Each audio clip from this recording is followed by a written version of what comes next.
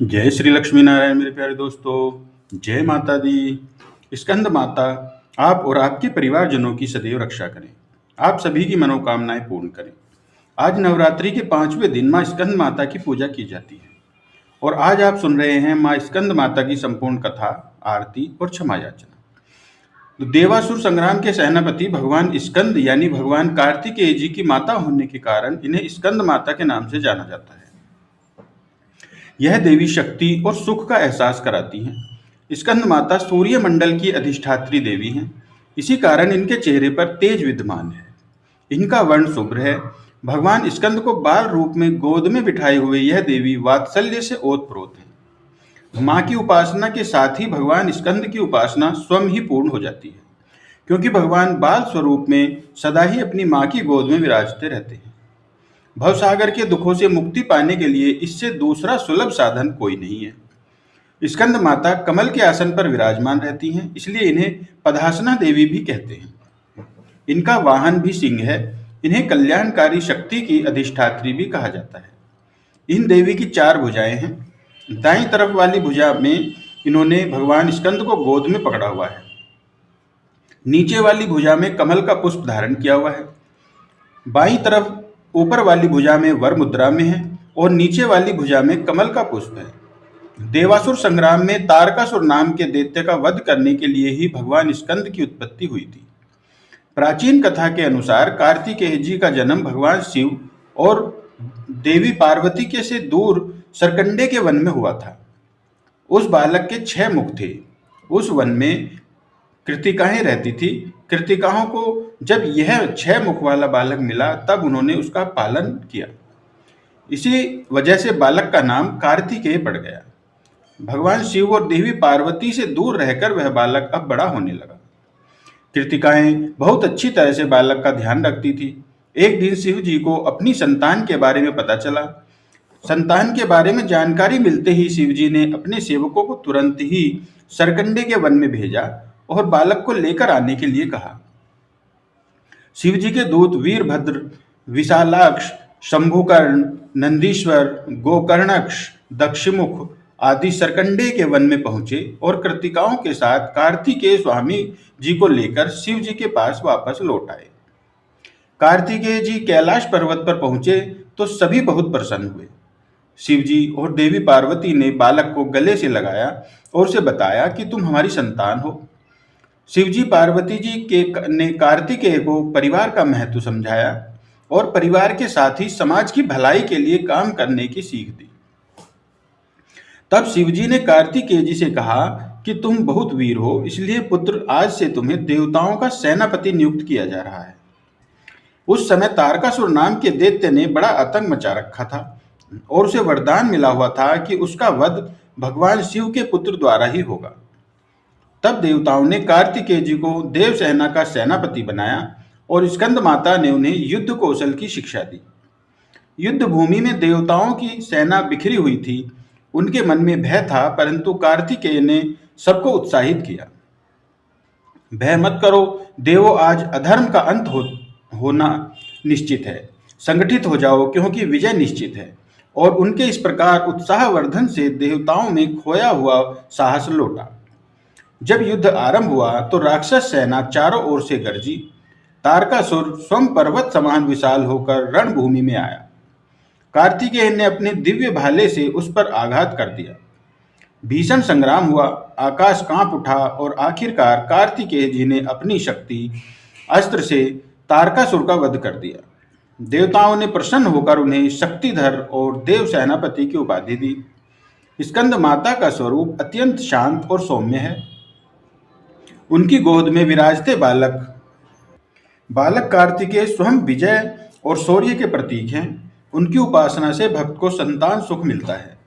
जिन्हें संतान सुख की कामना है, जीवन से शत्रु और भय दूर होते हैं। मन को पवित्रता, साहस और धैर्य की प्राप्ति होती है।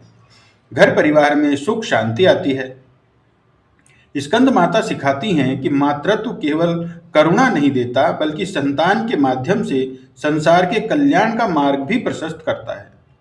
और भगवान कार्तिकेय जी यह सिद्ध करते हैं कि जहाँ धर्म की रक्षा का संकल्प हो, वहाँ विजय अवश्य होती है।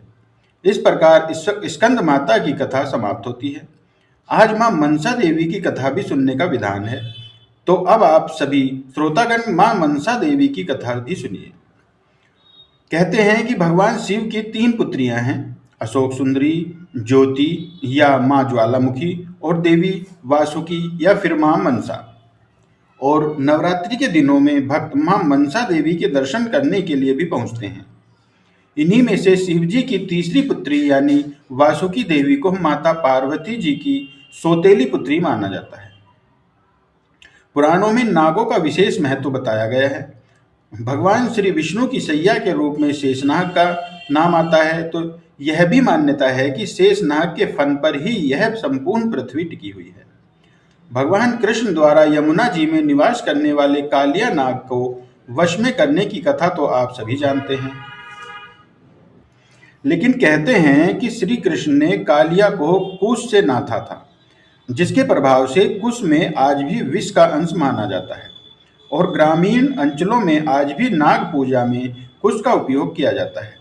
बहुला विश्री की कथा शुरू होती है 5 बहनों मैना, बिहला, भवानी, विष और पधा से। कहते हैं कि एक बार भगवान शिव सोंध्या के तालाब में स्नान कर रहे थे। इसी दौरान उनकी जटा से 5 बाल टूट गए और उन्हीं जटाओं में के 5 टूटे बाल से जन्म हुआ 5 बहनों का। यह 5 बहनें मृत्यु लोक में अपनी पूजा कराने की इच्छा रखती थी। तब उन्होंने भगवान शिव से कहा कि हम चाहती हैं कि हमारे लिए भी लोग पूजा करें। लेकिन भगवान शिव ने मना कर दिया और कहा कि पूजा पाने के लिए देवताओं की तरह कार्य करने होते हैं, जन कल्याण करना होता है। तब उन 5 में से एक ने तो भगवान शिव की बात मान ली। अब दूसरी सोचने लगी कि पता नहीं वह लोगों का भला कर भी पाएंगी कि नहीं। एक ना इधर ही रही ना उधर ही, यानी कि वो कोई फैसला ही नहीं कर पाई। फिर एक ने सोचा जो और बहनें कर लेंगी तो वो भी कर ही सकेंगी। लेकिन एक ने तो ठान लिया कि चाहे कुछ भी हो जाए वह तो पूजा लेकर ही रहेगी।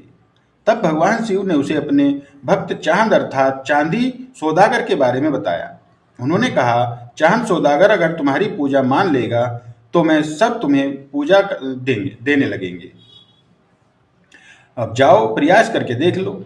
यह सुनकर विशेरी चांद सौदागर के द्वारे चली। चारों बहनें भी उनके पीछे पीछे चलने लगी। विशरी ने चांद सौदागर से पूजा की मांग की, लेकिन चांद सौदागर ने इसे ठुकरा दिया। इस अपमान से क्रोधित होकर विषहरी ने बदला लेने का निश्चय किया। वह अब जो चाहे भेष बदल सकती थी। तब उसने एक ब्राह्मण का वेश धारण किया और चांद सौदागर के पास जाने लगी। चांद सौदागर ने देखा कि ब्राह्मण तो निसंतान है और उसे संतान तो देता था, लेकिन सम्मान तो देता था, लेकिन मन से नहीं मानता था। कुछ दिनों तक विषहरी बना ब्राह्मण चांद सौदागर के पास जाता रहा, उससे वार्तालाप करता रहा। अब चांद सौदागर उसे सम्मान तो देता था कि वह एक ब्राह्मण है, लेकिन मन से नहीं मानता था। और फिर वो यह भी नहीं जानता था कि यह ब्राह्मण विषारी ही है। और जब विषेरी ब्राह्मण चांद सौदागर के पास से चला जाता तो जिस जगह पर वह ब्राह्मण बैठा रहता उस जगह पर बैठने की जगह की मिट्टी को हटवाकर वह सौदागर गोबर से लिपवाता था।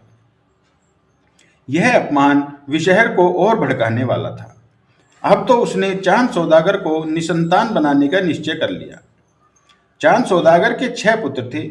एक एक करके विष ने उसके विवाह की सुहागरात के में सर्प भेजकर उन्हें डसवा लिया, जिससे उसकी उसी क्षण मृत्यु हो गई।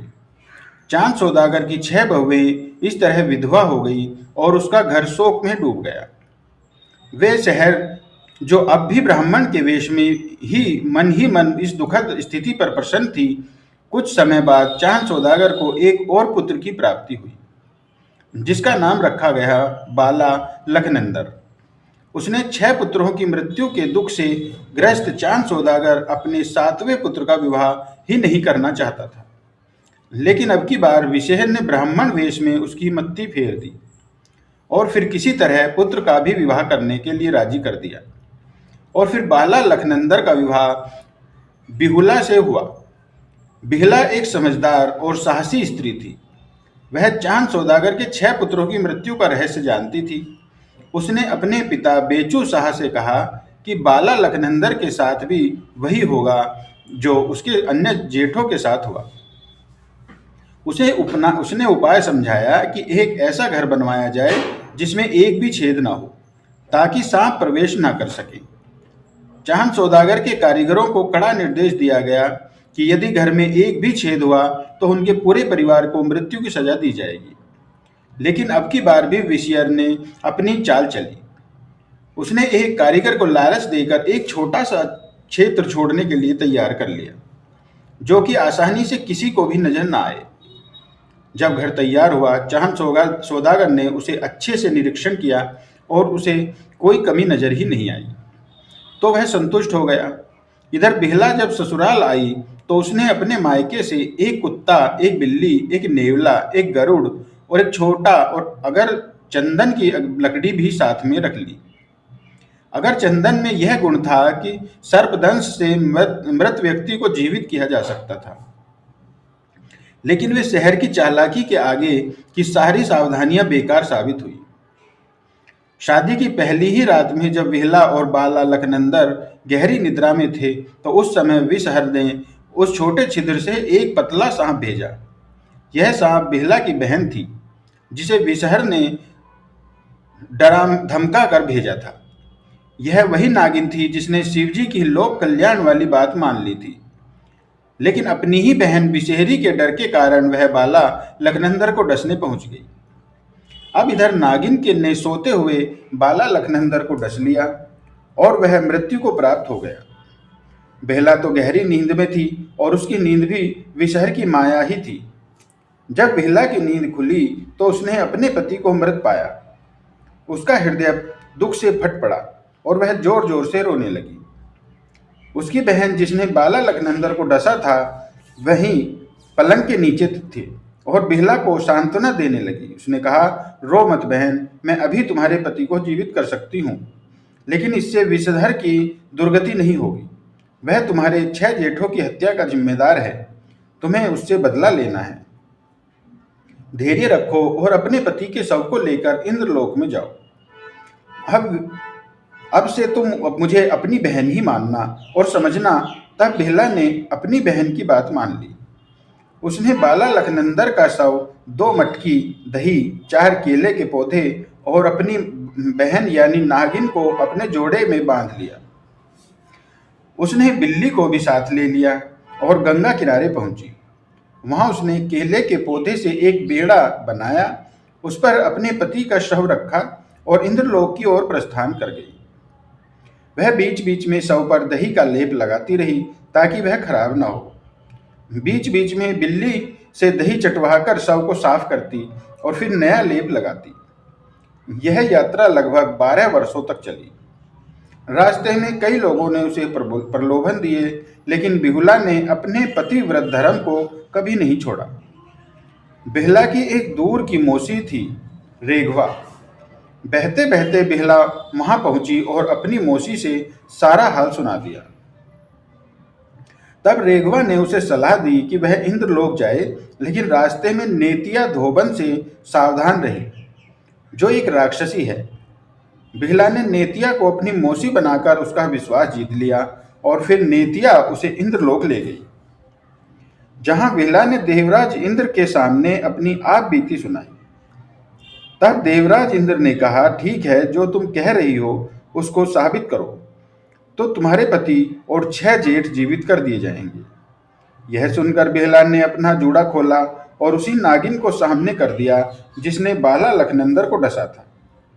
फिर उसने कहा, इस नागिन से ही सारा सच सुन लिया जाए और नेत्या धोबिन से भी पूछ लिया जाए कि मेरे जेठ कहाँ हैं। यह सुनकर नेतिया धोबन ने कहा, इसके जेठ भी बहकर नदी में आए थे, तो मैंने सबके प्राणों को पतंगा बनाकर अपने घर में रख लिया था। यह सब सुनकर इंद्रदेव क्रोधित हुए और उन्होंने विषहरी को बुलाने के लिए दूत भेजे। दूत विषहरी को पकड़कर ले आए। फिर नागिन ने विष के सामने सारा रहस्य खोल दिया। इससे विषहरी को काटो तो खून नहीं, लेकिन अब वह कर भी कुछ नहीं सकती थी। देवराज इंद्र ने बिहुला के जेठों और बाला लखनंदर को जीवित कर दिया। बेहला ने विषधर को सजा देने के लिए उसे डोरी में बांधकर अपने साथ ले लिया। रास्ते में उसने उन लोगों को भी सजा दी जिन्होंने उसे प्रलोभन दिए थे। और फिर इस तरह बेहला अपने नगर लौटी। अपने पतिव्रत और अपने सित्व सतीत्व के बल पर उसने चांद सौदागर की नष्ट हुई संपत्ति को फिर से पा लिया। अपने सास ससुर का अंधापन दूर किया और उनके सामने उनके सातों पुत्रों को जीवित खड़ा कर दिया। वे शहर को गड्ढे में दफना दिया वे शहर को गड्ढे में दफना दिया गया। बेहला और बहला लखनंदन ने कुछ वर्षों तक राज किया और फिर इंद्रलोक को प्रस्थान कर गए। यह कथा सत्यत्व, समर्पण और साहस की अनुपम गाथा है। जिस नागिन ने बिहुला की मदद की थी, बिहलाओं ने उसे बहुत सम्मान दिया और वह नागों की रक्षिका देवी बन गई। उस दिन उसे समझ आया कि जन कल्याण करने, त्याग की भावना रखने से कोई भी देवता या देवी कैसे बन सकता है। भगवान शिव की पुत्री पधा नागिन को ही लोक कथाओं में मनसा कहा जाता है। उन्हें कमल पर बैठे हुए हंस की सवारी के साथ दिखाया जाता है। उनके हाथों में एक एक सांप है और उनमें से एक वही नागिन विशेर है जिसने बिहुला को कष्ट दिए थे। पधा के हाथ में उसे कसा हुआ दिखाने का तात्पर्य है कि पधा ने उसे नियंत्रण किया। दूसरे हाथ में जो एक और नागिन है और यह वो है जो विषहरी के पीछे पीछे चली थी। फिर सिर पर छत्र बनकर भी एक नागिन है। यह वो बहन है जिसने सोचा कि जो बड़ी बहनें करेंगी वैसा ही वह भी करेगी। एक नागिन पैरों के नीचे है जो न इधर की रही न उधर की ही। इस तरह यह 5 बहनें ही एक साथ देवी मनसा का पूर्ण स्वरूप मानी जाती हैं। हालांकि एक मान्यता यह भी है कि सती बेहला ही देवी है और यह 5 नागिन ही उनके नियंत्रण में है, क्योंकि भगवान शिव की 5 पुत्रियों में एक नाम बेहला विषाहरी का भी आता है, इसलिए उन्हें ही मनसा मान लिया जाता है। वही श्लोक कथा को एक और रूप में सुना जाता है जो बहुत प्रचलित है। उसके अनुसार मनसा विषहरी के क्रोध और घमंड में किए गए अनैतिक कार्यों को देखते हुए चांद सौदागर ने घर प्रकट होते हैं। वह मनसा को समझाते हैं कि ऐसे देवी नहीं माना जाता, लेकिन मनसा नहीं मानती है और कहती है कि वह पूजा तो लेकर ही रहेगी। फिर भगवान शिव कहते हैं कि अगर पूजा मिल गई तो क्या करोगी। तब मनसा कहती हैं, मैं बाला लखनंदर और उसके भाइयों को जीवित कर दूंगी। इस पर कहते हैं, चांदो सौदागर, तुम मेरे कहने से मनसा को पूजा दो। इस पर सौदागर शिव जी से कहता है, हे प्रभु, मैं तो आपका भक्त हूँ और मनसा ने तो मेरा बहुत अनिष्ट किया है। फिर भी मेरा मनसा से कोई वैर नहीं है, लेकिन जिन हाथों से मैं आपको पूजा देता हूँ उनसे मैं मनसा को पूजा नहीं दे सकता। कहते हैं कि बाएं हाथ से की पूजा न सफल होती है और ना ही कोई फल देती है। मैं बाएं हाथ से मनसा को पूजा दूंगा। इस तरह चांदो सौदागर बाएं हाथ से मनसा को अक्षर, पुष्प, रोली और कलावा चढ़ाता है, बाएं हाथ से जल देता है और बाएं हाथ से ही पकड़कर आरती भी करता है। मनसा इससे भी प्रसन्न हो जाती हैं। तब शिवजी कहते हैं, आप अपने वादे के अनुसार सबको जीवित कर दो। मनसा हाथ उठाकर सबको जीवित करने का प्रयास करती हैं, लेकिन कर नहीं पाती। तब वह हार कर भगवान शिव के चरणों में गिर जाती हैं। तब भगवान शिव कहते हैं कि किसी को अभय देना कोई चमत्कार नहीं है। देवता शक्तियों से नहीं बल्कि अपने कर्तव्यों के कारण पूजे जाते हैं। अब मनसा को समझ आ जाता है कि वह क्या गलती कर रही थी। तब वह सभी से क्षमा मांगती है और तपस्या के लिए चली जाती है। तब भगवान शिव चांदो सौदागर के पूरे परिवार को जीवित दान देते हैं और बेहला को उनके सतत्व के कारण देवी का दर्जा देते हैं। उधर तपस्या के बल पर मनसा भी सात्विक बुद्धि होकर जन कल्याण में जुट गई और लोगों का कल्याण करने लगी। अपनी विष हरने की शक्ति के कारण ही वह विषहरी देवी बन जाती हैं और मनसा के नाम से पूजनीय हो गई। आज भी मनसा देवी की पूजा बाएं हाथ से ही करने की मान्यता अधिक है। तो प्रेम से बोलिए, मनसा देवी की जय हो।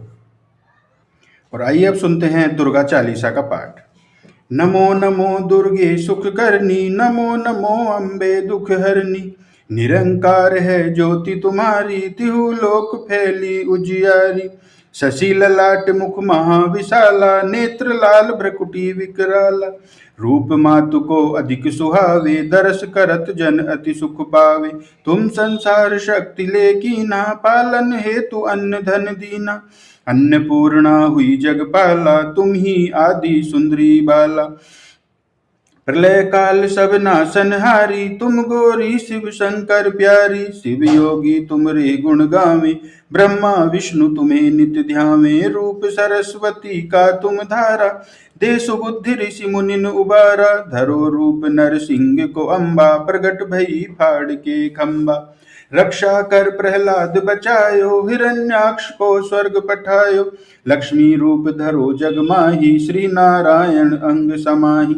क्षीर सिंधु में करत बिलासा, दया सिंधु दीजे मन आशा। हिंगलाज में तुम्ही भवानी, महिमा अमित न जात बखानी। मातंगी धूमावती माता, भुवनेश्वरी बगला सुखदाता। श्री भैरव तारा जगतारिणी, छिन्न भाल भव दुख निवारिणी। केहरी वाहन सोह भवानी, लांगुर वीर चलत अगवानी। कर में खप्पर खड़ग विराजे, जाको देख काल डर भाजे। सोहे अस्त्र और त्रिशूला, जाते उठत शत्रु हुए सूला। नगर कोट में तुम्ही विराजत, तिहु लोक में डंका बाजत। शुंभ निशुंभ दैत्य तुम मारे, रक्त बीज संखन संहारे। महिषासुर नृप अति अभिमानी, जेहि अगभार मही अकुलानी। रूप कराल कालिका धारा, सेन सहित तुम सहियम संहारा। परिभीर संतन पर जब जब, भई सहाय मातु तुम तब तब। अमरपुरी अरुबा सब लोका, तब महिमा सब कहे अशोका। ज्वाला में है ज्योति तुम्हारी, तुम्हें पूजे सबदा नर नारी। प्रेम भक्ति से जो जन गावे, दुख दारिद्र निकट नहीं आवे। ध्यावे तुम्हें जो नर मन लाई, जन्म मरण ते सो छुट जाई। जोगी सुर मुनि कहत पुकारी, जोग न हो बिन शक्ति तुम्हारी। शंकर आचार्य तप कीनो, काम क्रोध जीत सब लीनो। निश दिन ध्यान धरो शंकर को, काहू काल नहीं सुमिरो तुमको। शक्ति रूप को मरम न पायो, शक्ति गई तब मन पछतायो। शरणागत हुई कीर्ति बखानी, जय जय जय जगदम्ब भवानी। भई प्रसन्न आदि जगदम्बा, दई शक्ति नहीं कीन विलंबा। मोको मातु कष्ट अति घेरो, तुम बिन कौन हरे दुख मेरो। आशा तृष्णा निपट सतावे, रिपु मूरख मोहि अति डर पावे। शत्रुनाश कीजे महारानी, सुमिरो इक चित तुम्हें भवानी। करो कृपा हे मातु दयाला, रिद्धि सिद्धि दे करहु निहाला। जब लगी जी हो सदा फल पाऊं, तुम रोजस में सदा सुनाऊं। दुर्गा चालीसा जो कोई गावे, सब सुख भोग परम पद पावे। देवी दास शरण निज जानी, करहूं कृपा जगदम्ब भवानी। और आइए अब सुनते हैं स्कंद माता की आरती। ओम जय स्कंद माता, मैया जय स्कंद माता। परम सुखदाई मैया, तुमसे सुख आता। ओम जय स्कंद माता। शक्ति स्वरूपा माता, मोक्ष भक्त पावे। द्वार तुम्हारे आवे, खाली नहीं जावे। ओम जय स्कंद माता। चार भुजाधारी माँ, हस्त कमल सोहे। स्कंद संग में विराजे, छवि अति मन मोहे। ओम जय स्कंद माता। पांचों नवरात्रि में ध्यान भक्त धरे, मन वांछित फल पावे। कष्ट मधुर करे, ओम जय स्कंद माता। रूप निराला है माँ का, जन गुण गान करे। कर दो कृपा हे मैया, तुमरे द्वार खड़े। ओम जय स्कंद माता। विपदा हरती हो मैया, जो मन से ध्यान करे। साधक नित हर्षाए, जय जय माँ की करे। ओम जय स्कंद माता। शिव योगी की शक्ति, तुमको ही जग जाने। कार्तिके करे वंदन मैया है ये जग माने। ओम जय स्कंद माता। तुम्हारी कृपा से धर्म हर पल ही जीते। तुम्हारी इच्छा से हम सब भक्ति रस पीते। ओम जय स्कंद माता।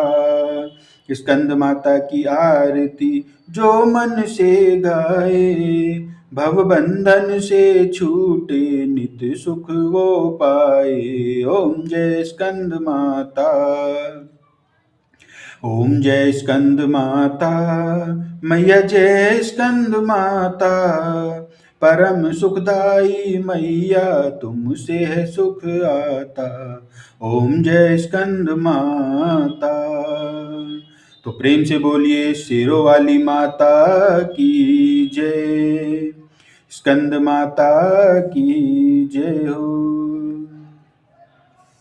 तो प्रिय भक्तजनों, अब हम सभी मिलकर माता रानी से क्षमा याचना करते हैं, ताकि हमारे द्वारा हुई किसी भी गलती के लिए माता रानी हमें क्षमा कर सके। हे परमेश्वरी, मेरे द्वारा रात दिन सहस्त्रों अपराध होते रहे हैं, अतः आप मुझे अपना सेवक समझकर कृपा पूर्वक मेरे उन अपराधों को क्षमा करो।